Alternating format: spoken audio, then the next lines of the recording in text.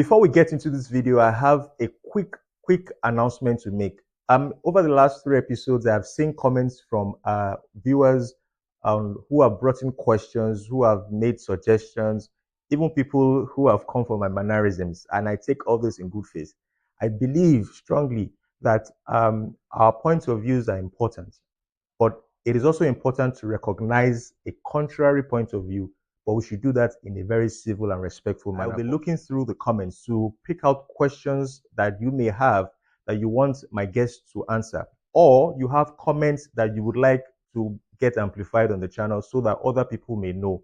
This way, the discourse is more robust, the discourse is more engaging, and we can cover as many grounds as possible. So if you have those questions, if you have those comments, please put them in the comment section, and I'll be looking through and we're having Q&A sessions in subsequent episodes. Behind the data, it is difficult to see human stories and human connections. And that's what we try to achieve on this channel and with this podcast. Thank you once again, and let's get back to the video. What would you do differently if you were in Nigeria today and you were planning to relocate to Canada, knowing what you know now? So if I knew what I knew now, I would have found something to do with my hands. It would have been nice if when I was coming, with the mindset I have now, to have learned something like a trade. But knowing all the things I know today, I would have come here learning things like tailoring or carpentry, or even just having a vulcanizing machine that you change tires, because in Canada we change tires twice every year. Even having that in my garage, where I tell people, yeah, if you want to change your tires, bring it to me, I'll knock off $20 and just do it on the side, things like that. Carpentry, if it's electrician, maybe HVAC, plumber, it would have been nice to learn that. This is not a place where you come and say, in Nigeria, you wear suit and tie and be signing signature. No. Do not look down on the trades job. They are very, very good and diligent. Ordinary carpenter, ordinary mechanic. They earn $50-$60 per hour. Value them a lot over What do you here. say to a loved one, someone you care about, to prevent them from coming to Canada? And what do you say to a loved one to encourage them to come to Canada? Which is a valid question. Now, what can I say to you to encourage you to come? Like he said, come in here legally. A lot of people fail to understand that Canada is way more regulated than the US. It is difficult, if not impossible, to get under the table jobs in Canada. If you don't have valid papers, there's nothing for you. Come here in the legal way. I tell you the state of the economy. And right now, it is difficult. I let you know, and I let you know that, look, so that you don't come here and you think, it's Canada, and look, right now it's difficult, so that you're not disappointed when you come in. I can show you a lot of figures of people who are in debt, people who are struggling to pay their mortgages, people who can't buy things for their kids. I can scare you that way and say, because of all of this. But then if you're smart, you would ask me, why are you still there? It has to be said, we're not here to bash the government. We've just said things the way we see them. There's a lot of good in Canada. There's also, the bad is starting to creep its head and say, I want to get ahead. I'm happy to hear these insights from people who are living in the system. Now, as you're talking to me, I was just having a flashback of the video, Trudeau's YouTube video about the closing tab thing, and I'm looking at you talking about the raw. You are talking about the raw thing, the true thing. I'm seeing Trudeau mixing it up and making it very presentable, like a politician would do. Do you think that? I believe, because when I followed the American 2024 elections, I was shocked, very shocked that Trump won. I was equally shocked that he won by that margin. We weren't. Yes, we knew it was coming. We know what is coming in Canada too. Exactly. So from what I'm hearing, from the information I'm getting from you guys, as someone who lives in Nigeria, who had to deliberately try to remove and look for neutral news, unbiased news. Look for things that because I was a CNN person, and not watch just CNN alone, and look for other points of view. People would say, well, I don't like the way Trump talks. I don't like his approach. I don't like how vulgar he is. I don't like the fact that he may be racist. But but when he was president, I had more dollars in my pocket. Simple. I could spend more money. I could buy more gas. I could take grocery shopping was cheaper. My kids could go on holidays or whatever it was. And I like it that way. Even if Trump doesn't have the capacity to do that or doesn't have any economic plan to put that in place, he has done it before, according to them. He's done it before. And now, who is the next person to blame? The bloody immigrants. Now, I know that with Canada's next election result mirror that of America's. I don't know when the next election is coming up. Will it mirror it in sense that will immigration be a top thing, immigration and economy like in the US? Will it be a shift to the right? Will there be an emphasis on ensuring that we have stricter immigration policies to prevent more people from coming? Exactly what Justin Trudeau is doing, preparing for maybe the next election. I don't know when the next election is coming up, and how would that be? Do you think that would be like the US, your neighbors, that house?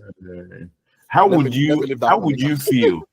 Yeah. How would you feel as a 70-year-old Canadian who worked for 35 years, retired, and when the government releases numbers, you find out that a refugee or asylum seeker gets more money per day compared to you? Yes, it's happening.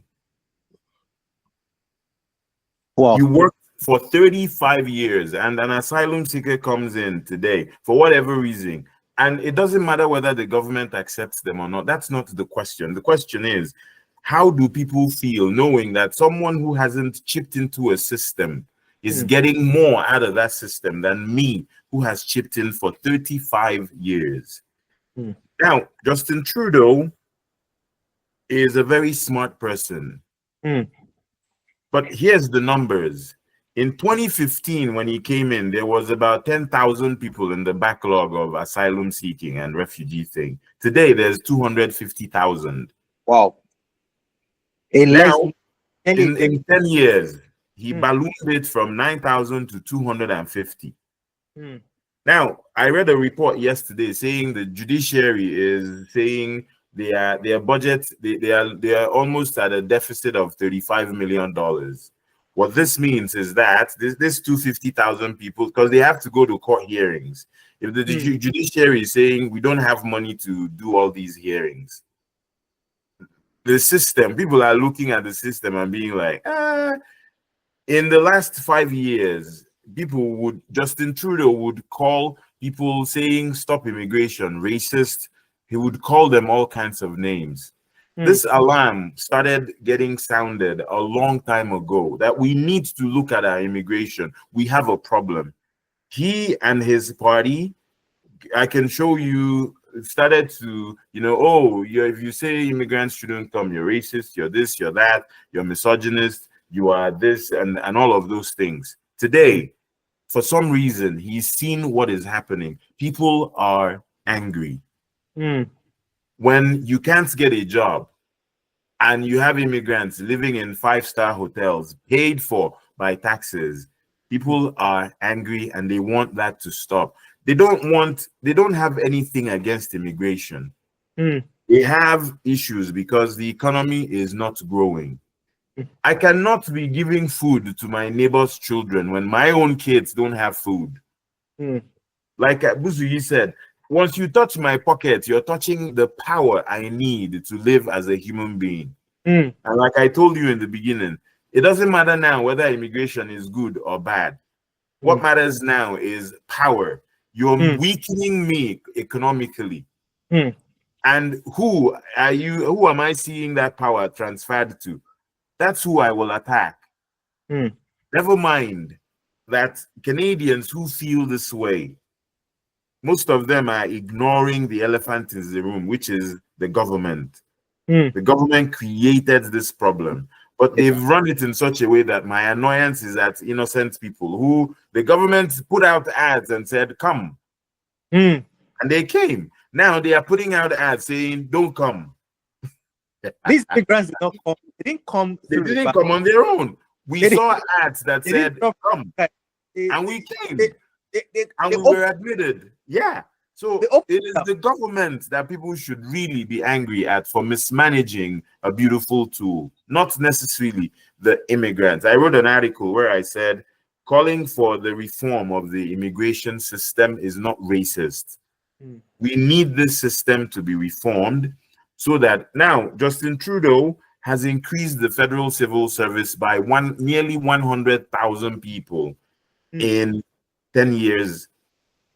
This means more pay, more taxes, but the funny thing is that services have dropped.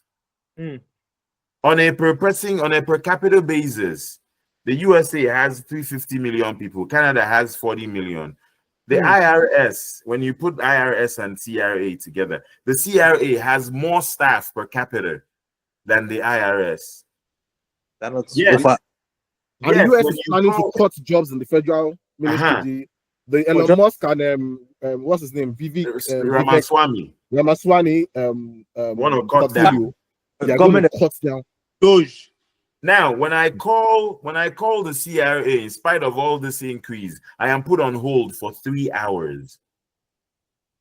These are some of the issues. And I could be put on hold. It's not even that at 3 hours I'll get answered. Some people stay on the line for an hour, the call drops. And then to call again means getting back on the queue to wait again. So these are some of the issues we're looking at. The cost of what we are seeing and the service delivery. There's a huge discrepancy. So it's not that I don't care about the person who lives across the street from me. What's my business with them if I have a job that I'm going to and coming back and watching my 80-inch TV? I don't care that's your business. I don't care Canadians don't care what car I drive. They don't care how big my house is. They just want to be able to feed. The food banks in Canada are running out of food. There's an unwholesome increase in the amount of people going to food banks. Now, Justin Trudeau says we're feeding kids at school. Why are they going to school hungry? That's the question we should ask. We shouldn't praise you for feeding my kid at school. I should ask you why my kid is going to school hungry, because you're taxing me too much that I can't feed my kids. So when we're saying communism, we're moving, like he said, Busui, that I wouldn't say it's socialist. We're getting there. We're getting to communism where government is doing everything. So let me not take all the time. Oof. Thank you.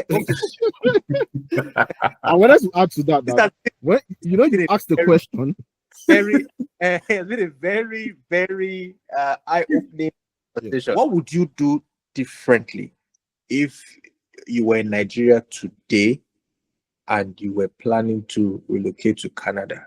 Knowing what you know now, you've been in Canada since 2016, nearly 8 years, I believe. Bushi has been in Canada since 2021, 3.5 years thereabout. Knowing what you know and the experience and everything, what would you do? How would you approach it, and what would you do differently? That's the first part. I'm just going to put it that. But there are two parts. The second thing is, what do you say to someone to let me use a loved one. What do you say to a loved one, someone you care about, to prevent them from coming to Canada? And what do you say to a loved one to encourage them to come to Canada? So I'll come again. The first question is, what would you do differently, knowing what you know now, your experience over the last years?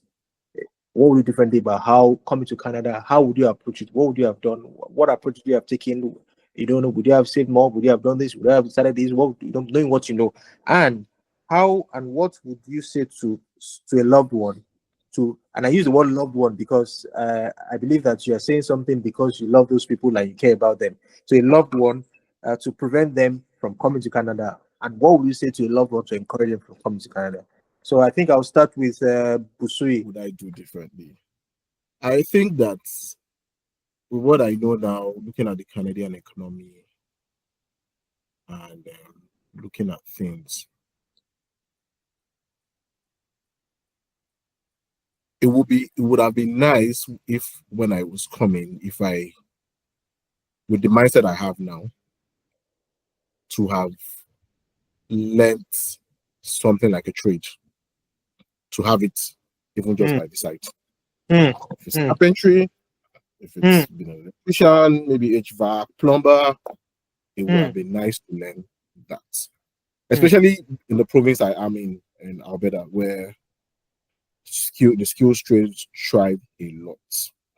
And you will find out that not just about even thriving, there's a lot of opportunity in that for the economy, because number one, the economy is expanding. Ordinary mechanic. They earn $50-$60 per hour.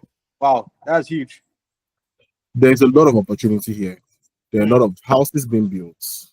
There's a lot of construction going on, a lot of expansion, so there's the opportunity for them. And also, even just living your life normally, in your house, for example, you buy a home. A lot of homes don't come with your basements, already built. You probably have to build your basement and everything. If you see people who are very handy and have that skill trade, you will find out that a lot of them do it themselves. So instead of paying someone 50,000, 60,000 to build your basement, it will probably cost you maybe 25,000. You build it yourself, you buy the materials, you build it yourself. So that kind of how I put it delves into what do I use to encourage a loved one. If you're a loved one, and this has happened a couple of times, not even let me say loved one, but if a friend calls or someone calls to say, I'm coming to Canada, I'm like, oh cool, are you coming in on the express entry? Are you coming? Say, no, I got a visiting visa. I'm like, oh nice. How long are you planning to stay? Like, what kind of question is that? I'm like, what do you mean? What kind of question is that? Like, you said you have a visiting visa. I'm not going back. I'm like, what do you mean you're not going back? Like, I do not plan to go back. I'm like, so how do you plan to? What is your plan? We stay in your spare. Person says that the agent who helped me with the visa said that I can, seek asylum from there. And I remember telling the person that, look, when I get there, I'll get it. And I remember telling the person that, look, I'm not trying to discourage you. I want you to come in here legally. Even those who are here legally are finding it hard to get jobs. They are struggling. So you come in here illegally, why do you think yours will be different?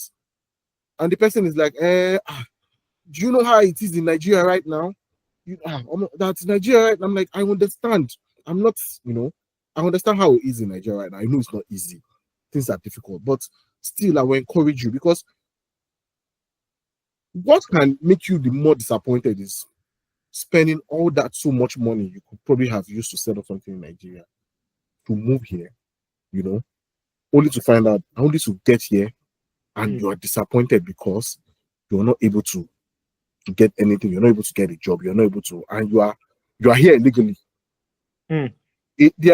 Usually they are Nigerians now, right now. I don't know if someone reports in Ontario where a number of Nigerians, when we're talking about homeless people living in tents, there were Nigerians among them. Wow. Abikeda visited of late, and some of them were people who came with visiting visas and were seeking asylum. They had nowhere to stay. If you're seeking asylum, the government does not support you. Some provinces have some asylum support where you go there and everything. And I remember a lady who works in one of the provincial, asylum support in Alberta. She said when she moved here to Canada, she's never met a Nigerian who applied. She said even some of the Africans she met, Somalians, maybe Kenyans, Congolese. Like we. She said now the number of Nigerians that she has seen on that application that applied, that her boss had to ask her one time that, is there war going on in Nigeria? That what is going on? That the numbers of Nigerians have ballooned, and she just rambled on an answer to say, yeah, conflicts and here and there, maybe because of Boko Haram, here and there, and all those kind of things, So that's one of the things I tell people, that a lot of times when you're advising people from here, it's hard. They think you're gatekeeping. Like, look, come here in the legal way. Now, if you're going to now come here in the legal way, if I see someone I advise you, I say come here, I also open your mind to say, look, I tell you the state of the economy. And right now, it is difficult. I won't lie to you. The economy is difficult. I was lucky, and I was one of the lucky few. Emeka was mentioning that when he came in, when he had to stack up shelves and everything, I was one of the lucky few who was able to get a good job 2 weeks after I came in. I didn't have to do, any blue collar job. A lot of people have their stories of how they came in, how it went. Some people were more lucky than me. Some people are not so. But at least to an extent, during that time, that's the exception. Exactly. The rule. During that time when we came in, the economy was still doing well. People were getting jobs. I was getting offers. I was rejecting offers. Let me tell you, I was rejecting offers. So, but now it's not that way again. It's not. So I let you know, and I let you know that, look, so that you don't come here and you think, it's Uhuru, Canada, and look, right now it's difficult, so that you're not disappointed when you come in. It will take time, but hopefully you will get there. Get your mind open and ready. Maybe you will take a blue collar job if you do not mind. Maybe you work in Walmart, Dollarama, one of those places, to gain the Canadian experience, and from there, maybe hopefully. Another thing I try to tell people is, and I encourage people, is that, look, do not look down on the trades job. They are very, very good and diligent. Ordinary carpenter. They value them a lot over here. If you can learn a skill, learn it well, and come here and get the license and everything, trust me, you would do way better than someone who has come in with a white collar job. So that's advice I give people now. Learn a trade, learn a skill. Or if you're in healthcare, who for you? Healthcare right now is so much in demand. You're a doctor, you're a nurse. It's easier for you. If you're a doctor, you have to come in here, getting the license, you jump through hoops and loops. If you're willing to and you're dogged, you can go ahead. So that's my advice. Oh, your very brief advice. So thank you so much, Busui. So Emeka, let's hear from you. What would I do differently if I know everything that I know now? I wanted to say I would wait for the elections to, happen before I come. But I look back and I find that saying that would be me not acknowledging the gains that I've had as a person. Canada has been good to me. My net worth has increased maybe 1,000-fold. There's plenty of benefits that I've had, but it hasn't been easy. I'm a man who, as Busu, you would know, I'm always awake because of all the things I have my hands into. I sleep maybe 4 hours a day, and I'm awake 20 hours a day, sometimes 21. And on some odd days, sometimes 22 hours a day.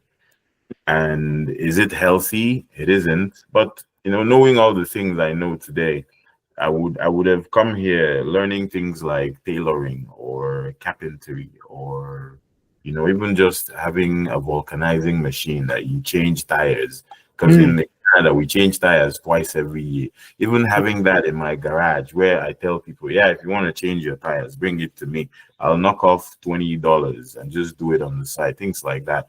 This is not a place where you come and say, in Nigeria, you wear suit and tie and be signing signature. No. This is a place where what your hands make, you eat. So if I knew what I knew now, I would have found something to do with my hands, and I can do it for myself. Even knowing how to cook is something. There's a lot of cook now and sell, and it's because the more immigrants that are coming in, the more food culture is changing. Now, would I say anything to somebody to prevent them from coming? If that is the goal, to prevent someone from coming, there's a lot of things I can throw at them that will scare them. I can go downtown right now, take a video of the homeless and show it to them, but that's not the whole story, right? I can show you a lot of figures of people who are in debt, people who are struggling to pay their mortgages, people who can't buy things for their kids. I can scare you that way and say, because of all of this. But then if you're smart, you would ask me, why are you still there? Which is a valid question. Now, what can I say to you to encourage you to come? Like he said, come in here legally. A lot of people fail to understand that Canada is way more regulated than the US. It is difficult, if not impossible, to get under the table jobs in Canada. If you don't have valid papers, there's nothing for you. Now, okay, let's assume you get this job. Someone somewhere is kind enough to give you a job that they pay you without papers, which means you're not paying taxes. And God help you, one day you fall sick, you will die. Because even me, I mean, I don't know how to paint words. If I call the ambulance, me and my citizenship, if I call the ambulance now and they take me to hospital, after 1 week, I'm going to get a $400 bill in the mail. Now, whatever I do in hospital, I won't pay for. The hospital will treat me for free, but then I have to go and buy drugs. You, as someone who doesn't have papers, you can't afford the drugs. I can't afford it, even with my citizenship. My job pays for those drugs.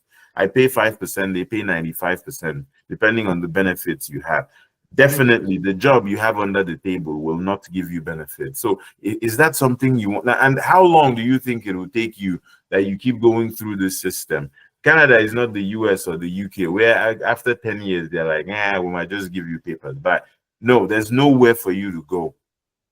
But these people have found a way. They declare asylum or they say they are refugees and the government welcomes them. This is now going back to why people are angry. So you are here, cheating the system, and the government is saying, we'll help you. Meanwhile, there's a queue of people who are applying legally to come. So join that queue. It might be long, but come in legally. There's a lot of, imagine people coming here thinking with bad information from so-called agents. You come in here and you have to go and give birth. You're paying $30,000 and you don't have it. They will deliver the child, but they will bring that bill to you. Oh boy, whenever you are ready. If you give me a $30,000 bill for giving birth to my child, I can't pay it. It has to be said. We're not here to bash the government. We've just said things the way we see them. There's a lot of good in Canada. There's also, the bad is starting to creep its head and say, I want to get ahead. Anybody watching this now, you guys are saying it as it is. It is now left for anybody to now use the information that they have, plus the research that they intend to do, assuming they decide to do research, to now make their own informed decisions. This video we talked about history. In this video we talked about trends. In this video we talked about the good, with the bad, the not so good, the pros, the cons, the perspectives from as a Nigerian, the perspective of somebody who's coming legally, the perspective of somebody who's coming illegally, and all that. So everything is all mixed there. The current happening at the situation here, and exactly how the government or how the politicians will make it look very nice in those words. You have said something right now that is so insightful. The only place right now that I know that is perfect, you have to die to go there, and we're not ready to die. Very true. Oh, there's no perfect place. Even richest countries, they still complain about something. Even that place that I don't want to say its name, even that place that we want to go was not perfect because somebody had to be kicked out. The devil. Preach on, Pastor. Preach on. You won't talk about it that way. So somebody had to be said, Obeni, please disappear from here. You are not our ideologies don't align. Bye. Go and own the earth. Exactly.